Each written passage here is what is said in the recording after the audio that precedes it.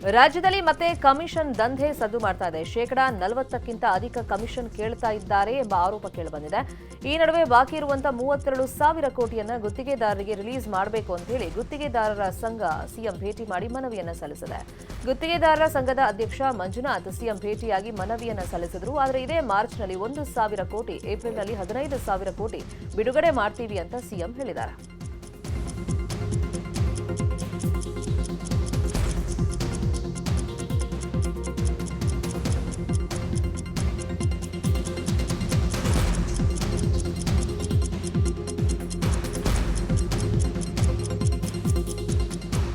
ಭೇಟಿಯಾದಾಗ ಭೇಟಿಯಾಗಲಿ, ನಮ್ಮದೇನು ತಕರಾರಿಲ್ಲ. ಯಾರನ್ನು ಭೇಟಿಯಾಗೋದಕ್ಕೂ ನಮ್ಮದೇನು ವಿರೋಧ ಇಲ್ಲ. ಬಟ್ ನಮ್ಮ ಹಣಕಾಸಿನ ಪರಿಸ್ಥಿತಿ ನೋಡ್ಕೊಂಡು ಕೊಡಬೇಕಾಗ್ತದೆ. ಬಾಕಿ ಎಲ್ಲ ಉಳ್ಕೊಂಡದ್ದು ಯಾರಿಂದ? ಇವರು ವಿರೋಧ ಮಾಡೋರ. ಹಣ ಹಿಡಿದವರು ಕೂಡ ಒಪ್ಪಿಗೆ ಕೊಟ್ಟು, ಒಪ್ಪಿಗೆ ಇಲ್ಲದವರು ಕೂಡ ಟೆಂಡರ್ ಕರೆದ ಟೆಂಡರ್ನಲ್ಲಿ ಯಾಕೆ ಪಾರ್ಟಿಸಿಪೇಟ್ ಬಜೆಟ್ನಲ್ಲಿ ಹಣ ಹಿಡ್ದೇನೆ ಟೆಂಡರ್ ಕರೆದುಬಿಟ್ಟು ಗುತ್ತಿಗೆದಾರರು ಪಾರ್ಟಿಸಿಪೇಟ್ ಮಾಡಿ ಅದು ಅಂತಿಮ ಮಾಡಿದ್ಬಿಟ್ಟು ಕೆಲಸ ಶುರು ಮಾಡಿಬಿಟ್ರು. ಪೆಂಡಿಂಗ್ ಬಿಲ್ಸ್ಗಳು ಜಾಸ್ತಿ ಆಗೋದು. ನಾವು ಹೊಣೆನ ಅದಕ್ಕೆ? ಕಮಿಷನ್ ಪ್ರಾಬ್ಲಮ್ ಇಲ್ಲ ಅಂತಂದೇಳಿ ಏನು ಹೇಳೋದು ಇದೆ, ಅದನ್ನು ರೆಕ್ಟಿಫೈ ಮಾಡ್ತೀವಿ. ಸಾಧ್ಯವಾದಷ್ಟು ಏಪ್ರಿಲ್ ಬಡ್ಜೆಟ್ ಆದ ತಕ್ಷಣ ಕರೆದ್ಬಿಟ್ಟು ಎಲ್ಲ ಅಧಿಕಾರಿಗಳಿಗೆ ತಾಕೀತು ಮಾಡ್ತೀವಿ ಅಂತ ಹೇಳಿದ್ದಾರೆ ಸರ್. ಇಲ್ಲ, ಪರ್ಸೆಂಟೇಜ್ ಏನಾಗಿದೆ ಅಂದರೆ ದಯಮಾಡಿ ಅವರು ಕ್ಲಿಯರ್ ಮಾಡ್ತೀನಿ ಅಂದರೆ ಹಿಂದಿನ ಸರ್ಕಾರಕ್ಕಿಂತ ಜಾಸ್ತಿ ಇದೆ. ಇಲ್ಲ 40% ಕ್ವಶನ್ ಬರಲ್ಲ. ನಾನು ಹೇಳ್ತಿರೋದಕ್ಕಿಂತ ಹಣ ಬಿಡುಗಡೆ ವಿಚಾರವಾಗಿ ಸ್ವಲ್ಪ ಅಧಿಕಾರಿಗಳು ವ್ಯತ್ಯಾಸ ಮಾಡ್ತಾ ಇದ್ದಾರೆ. ಸೊ ಅದನ್ನು ಕ್ಲಿಯರ್ ಮಾಡ್ತೀವಿ ಅಂತಂದು ಹೇಳಿದ್ದಾರೆ. ಅದನ್ನು ಮಾಡಲಿಲ್ಲ ಅಂದರೆ ನಾವು ಮುಂದಿನ ದಿನಗಳಲ್ಲಿ ನಿಮ್ಮ ಎದುರುಗಡೆನೆ ನಾವು ಗವರ್ನರ್ಗೆ ಹೋಗುವಂಥ ಇದು ಕ್ರಮ ಕೈಗೊಂಡಿದ್ದೀವಿ. ಅದ್ರ ಬಗ್ಗೆ ಚಿಂತನೆ ಮಾಡಿದ್ದೀವಿ, ಮುಖ್ಯಮಂತ್ರಿಗಳು ತಿಳಿಸಿದ್ದೀವಿ. ನಾವು ಖರ್ಗೆ ಸಾಹೇಬ್ರನ್ನ, ರಾಹುಲ್ ಗಾಂಧಿ ಅವ್ರನ್ನ ಭೇಟಿ ಮಾಡಲಿಕ್ಕೆ ನಮ್ಮ ರಾಜ್ಯ ಸಂಘ ಸಿದ್ಧತೆ ಮಾಡ್ಕೊಂಡಿದ್ದಾರೆ. ಅದಕ್ಕೋಸ್ಕರನೇ ಮಾನ್ಯ ಮುಖ್ಯಮಂತ್ರಿಗಳು ಏಪ್ರಿಲಲ್ಲಿ ಬಿಡುಗಡೆ ಮಾಡ್ತೀನಿ ಅಂತ ಕನ್ಫರ್ಮ್ ಆಗಿ ಹೇಳಿದ್ದಾರೆ. ಇನ್ನು ಗುತ್ತಿಗೆದಾರರ ಆರೋಪಕ್ಕೆ ತಿರುಗೇಟು ನೀಡಿರುವಂತಹ ಸಿಎಂ, ಅಧಿಕಾರಿಗಳು ಲಂಚ ಕೇಳಿದ್ರೆ ಕೊಡೋದು ಯಾಕೆ? ಲಂಚ ತಗೊಳ್ಳೋದು ಅಪರಾಧ, ಕೊಡೋದು ಅಪರಾಧ. ಯಾರು ಕೂಡ ಕಮಿಷನ್ ಕೊಡಬಾರದು. ಇನ್ನು ರಾಹುಲ್ಗಾದ್ರೂ ದೂರು ಕೊಡ್ಲಿ, ಖರ್ಗೆಗಾದ್ರೂ ಗುತ್ತಿಗೆದಾರರು ದೂರು ಕೊಡ್ಲಿ, ನಾನೇನು ಬೇಡ ಅಂತ ಹೇಳಿಲ್ಲ.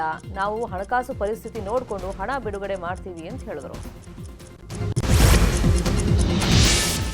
ನಿನ್ನೆ ಜಂಟಿ ಸದನವನ್ನು ಉದ್ದೇಶಿಸಿ ರಾಜ್ಯಪಾಲರು ಭಾಷಣವನ್ನ ಮಾಡಿದ್ದು, ರಾಜ್ಯ ಸರ್ಕಾರದ ಕಾರ್ಯವೈಖರಿಯನ್ನ ಗವರ್ನರ್ ಹೊಗಳಿದರು. ರಾಜ್ಯದಲ್ಲಿ ಗ್ಯಾರಂಟಿ ಯೋಜನೆಗಳ ಬಳಿಕವೂ ಆರ್ಥಿಕ ಸ್ಥಿತಿ ಉತ್ತಮವಾಗಿದೆ.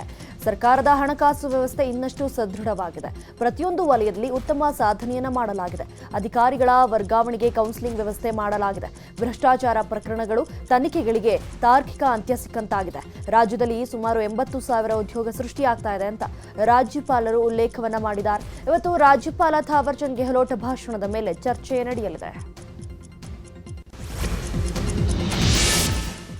ಬಜೆಟ್ ಅಧಿವೇಶನ ಹಿನ್ನೆಲೆಯಲ್ಲಿ ಬಿಜೆಪಿ ಶಾಸಕಾಂಗ ಪಕ್ಷದ ಸಭೆ ನಡೆಸಲಾಗಿದೆ. ನಿನ್ನೆ ಖಾಸಗಿ ಹೋಟೆಲ್ನಲ್ಲಿ ನಡೆದಂತಹ ಸಭೆಯಲ್ಲಿ ಮಾತನಾಡಿದ ವಿಜಯೇಂದ್ರ, ದಲಿತ ಹಿಂದೂ ವಿರೋಧಿ ಸರ್ಕಾರಕ್ಕೆ ತಕ್ಕ ಪಾಠವನ್ನು ಕಲಿಸ್ತೀವಿ. ಬಿಜೆಪಿ ಸರ್ಕಾರದಲ್ಲಿದ್ದ 9 ವಿವಿಗಳನ್ನ ಈ ಸರ್ಕಾರ ಮುಚ್ಚಾಕಿದೆ.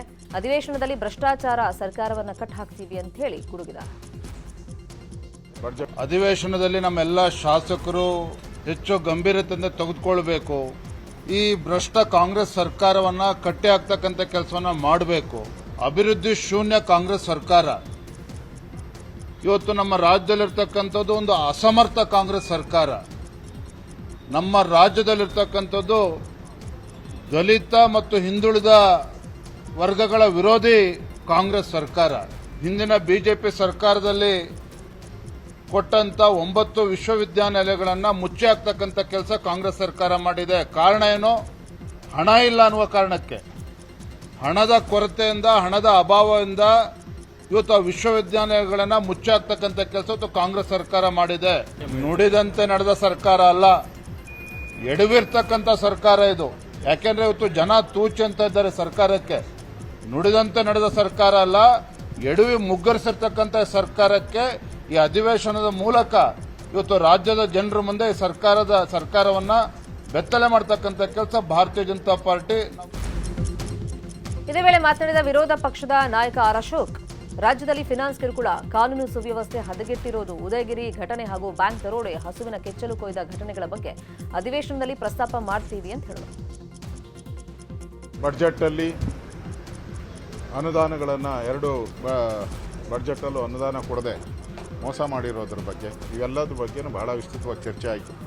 ಒಟ್ಟಾರೆ ಎಲ್ಲರೂ ಒಗ್ಗಟ್ಟಾಗಿ ಅಧಿವೇಶನದಲ್ಲಿ ಹಾಜರಾತಿಯನ್ನು ಜಾಸ್ತಿ ಮಾಡೋ ಮುಖಾಂತರ ಸರ್ಕಾರಕ್ಕೆ ಬಿಸಿ ಮುಟ್ಟುವಂಥ ಕೆಲಸವನ್ನು ಮಾಡಬೇಕು ವಿಧಾನಸಭೆಯ ಒಳಗಡೆ ಮತ್ತು ಅದೇ ರೀತಿ ಹೊರಗಡೆನೂ ಕೂಡ ಯಾವ್ಯಾವ SC/ST ಹಣ ದುರುಪಯೋಗ ಆಗ್ತಾಯಿದೆ, ಬಗರುಕುಂ ಸಾಗುವಳಿ ಅರ್ಜಿಗಳು ಇದಾಗ್ತಾ ಇದೆ, ವಿಶ್ವವಿದ್ಯಾನಿಲಯಗಳು ರದ್ದು ಮಾಡ್ತಾ ಇದ್ದಾರೆ, ಹೊರಗಡೆನೂ ಕೂಡ ಇದಕ್ಕೆ ಹೋರಾಟ ಮಾಡೋದು. ಶಾಸಕರ ಸಂಬಳವನ್ನ ಶೇಕಡಾ 50ರಷ್ಟು ಹೆಚ್ಚಿಸಲು ನಿರ್ಣಯವನ್ನ ಕೈಗೊಳ್ಳಲಾಗಿದೆ. ಕಳೆದ ಬಾರಿ ಅಧಿವೇಶನ ವೇಳೆ ಸಂಬಳ ಹೆಚ್ಚಳದ ಬಗ್ಗೆ ಅರವಿಂದ್ ಬೆಲ್ಲದ್ ಮಾತನಾಡಿ ಶಾಸಕರ ವೇತನ ಹೆಚ್ಚಳಕ್ಕೆ ಆಯೋಗ ಮಾಡಿ ಅಂತ ಒತ್ತಾಯಿಸಿದರು. ಹೀಗಾಗಿ ಸಭೆಯಲ್ಲಿ ಅನುದಾನ ನೀಡಲು ನಿರ್ಣಯ ಕೈಗೊಳ್ಳಲಾಗಿದೆ. ಇನ್ನು ಅಧಿವೇಶನದ ವೇಳೆ ಶಾಸಕರು ರೆಸ್ಟ್ ಮಾಡಿರಲು ವಿಧಾನಸೌಧಕ್ಕೆ ರೀಕ್ಲೀನರ್ ಚೇರ್ಗಳನ್ನು ತರಲಾಗಿದೆ. 25 ರೀಕ್ಲೀನರ್ ಚೇರ್ಗಳು, 4 ಮಸಾಜ್ ಚೇರ್ಗಳು ರೆಡಿಯಾಗಿವೆ. ಸ್ಪೀಕರ್ ನಡೆಗೆ ಇದೀಗ ಪರ ವಿರೋಧದ ಚರ್ಚೆ ಶುರುವಾಗಿದೆ. ಚುನಾವಣಾ ಪೂರ್ವದಲ್ಲಿ ಸಾರಿಗೆ ಸಂಸ್ಥೆಯ ನೌಕರರಿಗೆ ನೀಡಿದ ಭರವಸೆಗಳನ್ನು ಈಡೇರಿಸಬೇಕು ಅಂತೇಳಿ ಕರ್ನಾಟಕ ರಾಜ್ಯ ಸಾರಿಗೆ ನಿಗಮಗಳ ನೌಕರರ ಒಕ್ಕೂಟ ಆಗ್ರಹ ಮಾಡಿದೆ. ಹುಬ್ಬಳ್ಳಿಯಲ್ಲಿ ಮಾತನಾಡಿದ ಒಕ್ಕೂಟದ ಮುಖಂಡ PH ನೀರಲಕೇರಿ, ಸರ್ಕಾರಿ ನೌಕರರಿಗೆ ದೊರೆಯುವಂತಹ ಸೌಲಭ್ಯ ಸಾರಿಗೆ ಸಂಸ್ಥೆ ನೌಕರಿಗೂ ಸಿಗಬೇಕು, ಸಾರಿಗೆ ನೌಕರರ ವೇತನ ಪರಿಷ್ಕರಣೆ ಮಾಡಬೇಕು, ನಿವೃತ್ತ ನೌಕರರಿಗೆ ಪಿಂಚಣಿಯನ್ನು ನೀಡಬೇಕು, ಸಾರಿಗೆ ನೌಕರರ ಬೇಡಿಕೆಗಳಿಗೆ ಬಜೆಟ್ನಲ್ಲಿ ಸ್ಪಂದಿಸಬೇಕು ಅಂತೇಳಿ ಆಗ್ರಹ ಮಾಡಿದ್ದಾರೆ. ವಿಧಾನಸಭಾ ಚುನಾವಣೆಯಲ್ಲಿ ಆಯ್ಕೆ ಅಸಿಂಧು ಕೋರಿ ಜಯನಗರ ಶಾಸಕರ ವಿರುದ್ಧ ಸೌಮ್ಯ ರೆಡ್ಡಿ ಅರ್ಜಿಯನ್ನ ಸಲ್ಲಿಸಿದರು. ಪರಾಜಿತ ಅಭ್ಯರ್ಥಿ ಸೌಮ್ಯ ರೆಡ್ಡಿಗೆ ಹೈಕೋರ್ಟ್ ಅನುಮತಿ ಕೊಟ್ಟಿತ್ತು. ಆದರೆ ಹೈಕೋರ್ಟ್ ಆದೇಶವನ್ನು ಪ್ರಶ್ನಿಸಿ CK ರಾಮಮೂರ್ತಿ ಅರ್ಜಿಯನ್ನ ಸಲ್ಲಿಸಿದರು. ಇದೇ ಮೇಲ್ಮನವಿಯನ್ನ ಸುಪ್ರೀಂ ಕೋರ್ಟ್ ವಜಾಗೊಳಿಸಿದೆ. ರಾಮಮೂರ್ತಿ ಅವರಿಗೆ ಲಿಖಿತ ಹೇಳಿಕೆ ಸಲ್ಲಿಸಲು 3 ವಾರಗಳ ಕಾಲ ಅವಕಾಶವನ್ನು ಕೊಡಲಾಗಿದೆ. ಅತ್ಯಾಚಾರ ಸಂತ್ರಸ್ತೆಯನ್ನ ಕಿಡ್ನಾಪ್ ಮಾಡಿರೋ ಕೇಸಲ್ಲಿ ಭವಾನಿ ರೇವಣ್ಣ ವಿರುದ್ಧ ಕೇಸ್ ದಾಖಲಾಗಿತ್ತು. ಇನ್ನು ಈ ಕೇಸ್ಗೆ ಭವಾನಿಗೆ ನಿರೀಕ್ಷಣಾ ಜಾಮೀನು ಸಿಕ್ಕಿತು. ಈ ಮಧ್ಯೆ ನಿರೀಕ್ಷಣಾ ಜಾಮೀನಿನ ಷರತ್ತಿನಲ್ಲಿ ಸಡಿಲಿಕೆ ಕೋರಿ ಭವಾನಿ ಹೈಕೋರ್ಟ್ಗೆ ಅರ್ಜಿಯನ್ನು ಸಲ್ಲಿಸಿದ್ದಾರೆ. ಮೈಸೂರು ಹಾಗೂ ಹಾಸನ ಜಿಲ್ಲೆಗೆ ಪ್ರವೇಶ ನಿರ್ಬಂಧಿಸಿರುವುದರಲ್ಲಿ ವಿನಾಯಿತಿ ನೀಡುವಂತೆ ಭವಾನಿ ಅರ್ಜಿಯನ್ನು ಸಲ್ಲಿಕೆ ಮಾಡಿಕೊಂಡಿದ್ದಾರೆ. ಇನ್ನು ಅರ್ಜಿ ವಿಚಾರಣೆ ನಡೆಸಿದ ನ್ಯಾಯಾಲಯ ಸರ್ಕಾರಕ್ಕೆ ಆಕ್ಷೇಪಣೆ ಸಲ್ಲಿಸಲು ಮಾರ್ಚ್ 10ರವರೆಗೆ ಕಾಲಾವಕಾಶವನ್ನು ಕೊಟ್ಟಿದೆ. ಮಂಡ್ಯ ತಾಲೂಕಿನ ಕೊತ್ತತ್ತಿ ಗ್ರಾಮದಲ್ಲಿ ಬಿಜೆಪಿಯಿಂದ ಇವತ್ತು ಭತ್ತ ನಾಟಿ ಕಾರ್ಯಕ್ರಮ ಆಯೋಜನೆ ಮಾಡಲಾಗಿದೆ. ರೈತರಿಗೆ ಉತ್ತೇಜನ ನೀಡುವ ಹಾಗೂ ಯುವಕರನ್ನ ಕೃಷಿಯತ್ತ ಆಕರ್ಷಿಸುವಂತ ನಿಟ್ಟಿನಲ್ಲಿ ಕಾರ್ಯಕ್ರಮವನ್ನು ಆಯೋಜನೆ ಮಾಡಲಾಗಿದೆ. ಸ್ವತಃ ಬಿಜೆಪಿ ರಾಜ್ಯಾಧ್ಯಕ್ಷ BY ವಿಜಯೇಂದ್ರ ಗದ್ದೆಗೆ ಇಳಿದು ನಾಟಿಯನ್ನ ಮಾಡಲಿದ್ದಾರೆ. ನಂತರ ರೈತರೊಂದಿಗೆ ವಿಜಯೇಂದ್ರ ಸಂವಾದವನ್ನು ನಡೆಸಲಿದ್ದಾರೆ.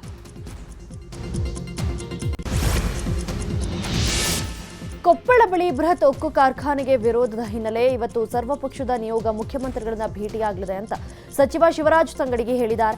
ಜಾಗತಿಕ ಹೂಡಿಕೆ ಸಮಾವೇಶದಲ್ಲಿ 54,000 ಕೋಟಿ ರೂಪಾಯಿಯಲ್ಲಿ ಉಕ್ಕು ಕಾರ್ಖಾನೆ ಸ್ಥಾಪನೆಗೆ ಒಪ್ಪಿಕೊಳ್ಳಲಾಗಿದೆ. ಆದರೆ ಈ ಕಾರ್ಖಾನೆಯಿಂದ ಪರಿಸರ ಹಾನಿಯಾಗಲಿದೆ ಅಂತ ಗವಿಮಠದ ಸ್ವಾಮೀಜಿ ನೇತೃತ್ವದಲ್ಲಿ ಹೋರಾಟವನ್ನು ಮಾಡಲಾಗಿತ್ತು. ಈಗ ಉಕ್ಕು ಕಾರ್ಖಾನೆ ಸ್ಥಾಪನೆಯ ಕೈ ಬಿಡುವಂತೆ ಇವತ್ತು ಸಿಎಂ ಬಳಿ ಸರ್ವಪಕ್ಷ ನಿಯೋಗ ಮನವಿ ಮಾಡುತ್ತೆ. ಗುರುಗಳ ಮಾತಿಗೆ ಮನ್ನಣೆ ಕೊಡ್ತೀವಿ, ಭದ್ರಾಗಿದ್ದೀವಿ. 4ನೇ ತಾರೀಕಿಗೆ ಬೆಳಗ್ಗೆ ಮುಖ್ಯಮಂತ್ರಿಗಳಂತ ಏನೋ ಪಕ್ಷಾತೀತವಾಗಿ ಈಗಾಗಲೇ ಕರೀಲಿಕ್ಕೆ ನಾನು ಲೋಕಸಭಾ ಸದಸ್ಯರು ಮಾತಾಡಿದ್ದೀವಿ. 4ನೇ ತಾರೀಕಿಗೆ ಎಲ್ಲ BJP ಇರ್ಬೋದು